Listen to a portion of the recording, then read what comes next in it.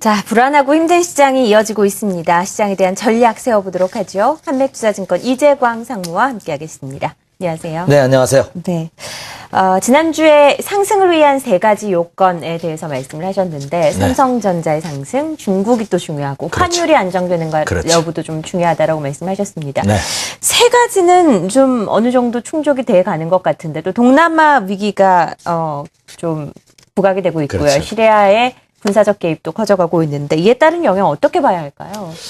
네, 제가 이제 이 시간을 통해서 지난달부터 국내 주식시장이 1900포인트가 문제가 아니라 다시 한번 2000포인트 돌파 시도를 하기 위해서는 상승을 한 세 가지 조건을 제시해 드렸습니다. 이 세 가지 조건이 거의 이제 충족해가는 그런 모습을 보여주고 있습니다. 그런데 자, 이 세 가지 조건을 제가 말씀드리고 나서 저도 두렵습니다, 사실.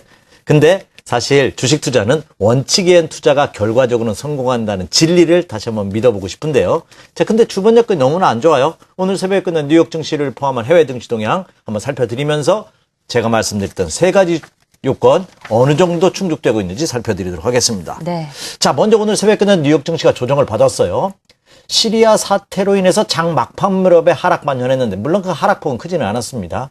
근데 뉴욕 증시가 장 초반에 상승 출발했거든요. 그 이유가 참 아이러니해요. 왜냐면 그 경제 지표가 좋지 않게 나왔죠. 네. 네. 내구재 주문 지수가 7.3%. 최근 11개월의 최대 폭의 하락을 보이면서 좋지 않게 나왔습니다. 그렇다면 사실 주식은 빠져야 되는데 9월 달에 출구 전략, 양적 완화 축소가 9월 달에 시행하기는 어렵지 않느냐 하는 기대감, 연기될 것이라는 기대감으로 상승하다가 막판에 시리아 사태, 그렇죠? 국무장관이 시리아가 화학무기를 사용하기 확실하다. 그래서 미국 개입 가능성이 유포되면서 결국 하락하는 그런 모습을 보였습니다. 그런데 다우존스 공업지수도 지금 화면에 나오고 있네요. 차트가. 미리 조정을 받고 있다는 거죠. 8월 초부터 한 달 가까이. 그리고 지지선대 근접하고 있습니다. 물론 지지선이 다시 붕괴될 가능성도 완전히 배제할 수는 없어요. 하지만 저는 다우존스 공업지수가 이제는 거의 지금 이 지지선 라인에서 어느 정도 기간 조정의 모습을 보일 망정 밑으로 큰 폭의 하락은 상당히 생각하기 어렵지 않나 하는 말씀을 드리고자 합니다. 왜냐하면 지금 다우존스 공업지수만 여러분 보셨지만 제가 지금 나스닥 시장을 한번 봐드릴게요. 이 나스닥 시장의 모습을 보면은요, 오히려 나스닥 시장은 직전 고점 돌파 시도를 하는 상승 기조가 그대로 유지되고 있는 그런 모습이 펼쳐지고 있습니다. 자, 지금 여러분에 보여드리는 것이 나스닥 시장이거든요. 이 나스닥 시장은 직전 고점 돌파 시도를 하면서 상승 추세를 그대로 유지하는 그런 모습을 보여주고 있습니다. 자, 그렇다고 본다면 나스닥 시장은 상승하고 다우존스 공업지수가 하락하는 이런, 그렇죠. 역시 우리나라 코스피 시장과 코스닥 시장과 마찬가지로 이런 디커플링 현상이 나타나고 이건 일시적일 가능성이 크다는 거죠. 그렇다면 나스닥 시장의 견고한 모습을 봐서는 다우도 여기서 재차 상승을 위한 모멘텀이 필요한 물량 소화 과정은 거칠 망정 하락 반전하기는 어렵지 않을까 이렇게 생각이 되고 있습니다. 따라서 오늘 새벽 끝난 뉴욕 증시가 막판에 시리아 사태로 인해서 하락하고 또 여전히 동남아 증시에 대한 불안감은 상존하고 있는 그런 모습을 보여주고 있지만 시리아 사태도 그렇죠. 유엔이 설사 개입한다 하더라도 그것이 급락으로 이어지면서 확산될 가능성은 상대적으로 적다 이렇게 말씀을 드릴 수가 있겠습니다. 자, 다음에 동남아 사태도 한번 보죠.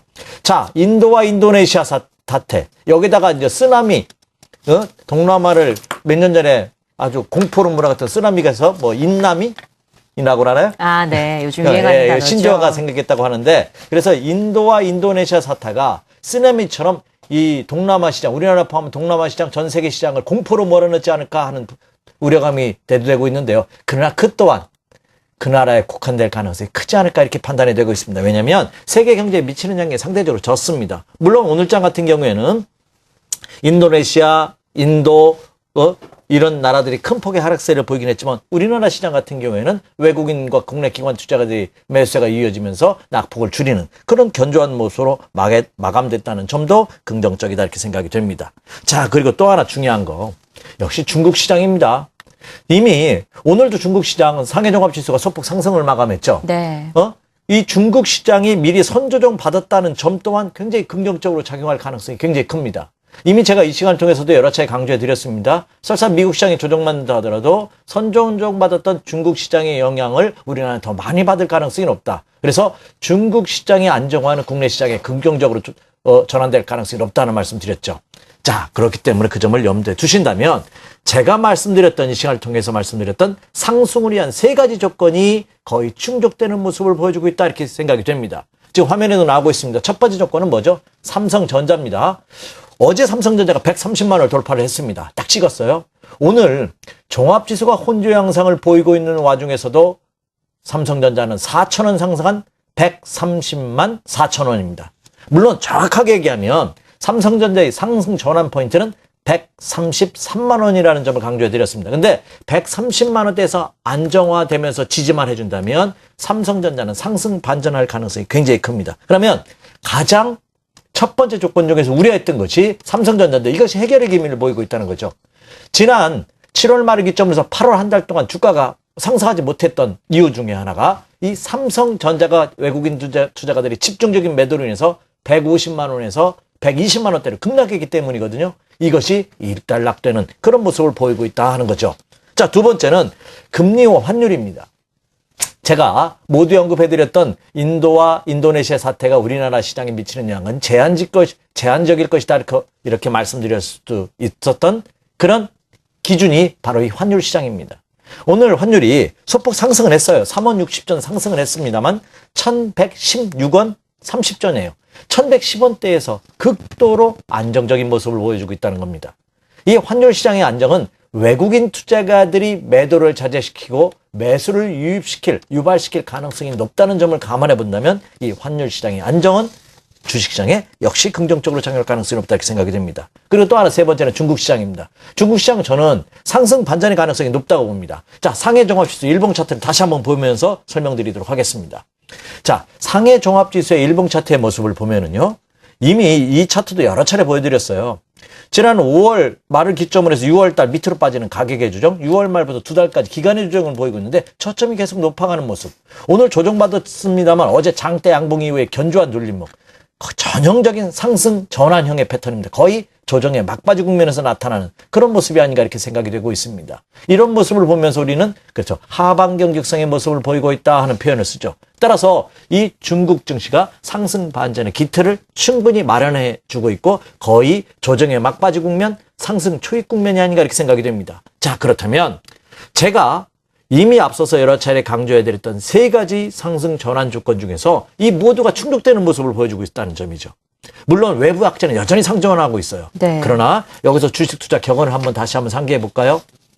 모든 사람이 비관하는 자리에서 상승에 싸게 트고 네. 갈까 말까 망설이는 그런 자리에서 상승을 시작한다는 표현이 있거든요. 그렇다고 본다면 오히려 우리가 믿고 있는 지표대로 한번 투자 전략을 세우는 것도 하나의 현명한 방법이 아닌가 이렇게 생각이 됩니다. 네, 인도네시아, 인도 이런 신흥국의 불안 심리를 체크하는 것도 중요하지만 경제 지표들, 경기 회복의 신호탄, 중국 상해 종합지수가 돌아서고 있는 것 여러 가지들을 생각해 봤을 때 시장을 좀 긍정적으로 보는 시각이 필요하다라고 말씀을 하셨습니다.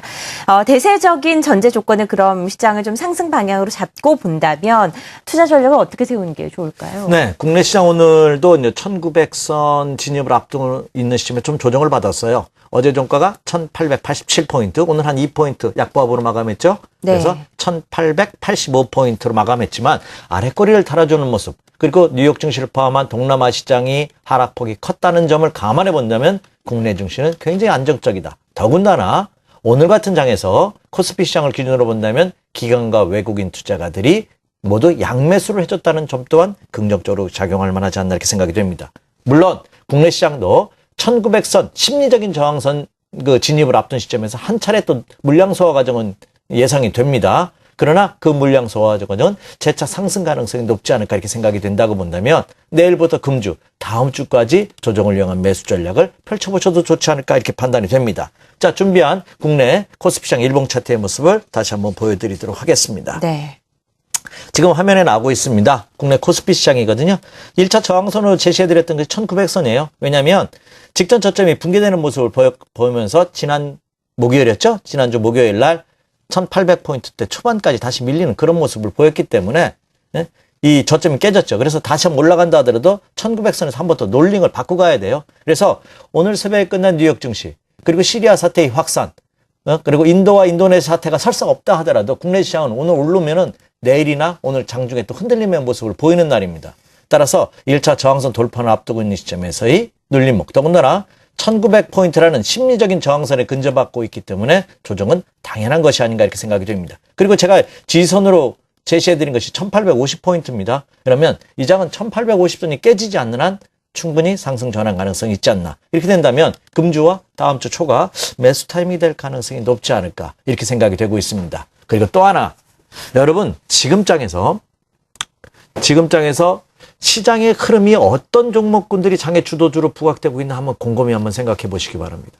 근데 이들 종목은 지금 실적이 좋다는 종목도 아니고 과거의 영광을 재현하는, 다시 말해서 달리는 말에 채찍질을 가했다고 지난달, 이달 초에 신고가 경제를 보면서 강세를 보였던 종목이 최근 들어 강세를 보이고 있지 않습니다. 그렇다고 본다면 시장의 패러다임이 바뀌고 있다는 거죠. 특히 어제장이나 오늘장에서도 보면 조선주들 굉장히 강했고요. 철강, 오늘 화학주들이 조정을 받았습니다만 굉장히 강한 모습을 보여주고 있고, 그리고 건설주들도 굉장히 강한 모습을 보여주고 있습니다. 이들 업종들이 실적이 그렇죠, 아직 개선의 기미를 보여주고 있지 않은 그런 모습을 보이면서 장기 하락했던 업종 대표주라는 점을 감안해 본다면 이들 종목의 안정화는 지수의 급락 가능성은 상대적으로 적은 그런 모습이 아닌가 이렇게 판단이 됩니다. 알겠습니다. 시장에 대한 자세한 전략과 매수 유효한 업종까지 이야기를 들어봤습니다. 이재광 상무의 말대로 시장이 좀 상승적으로 기틀을 잡아서 다음 주에는 좀 더 상승과 관련된 이야기를 종목일 얘기했으면 좋겠네요. 한국투자증권 이재광 상무와 함께 자세한 이야기 나눠봤습니다. 네. 고맙습니다. 네, 감사합니다.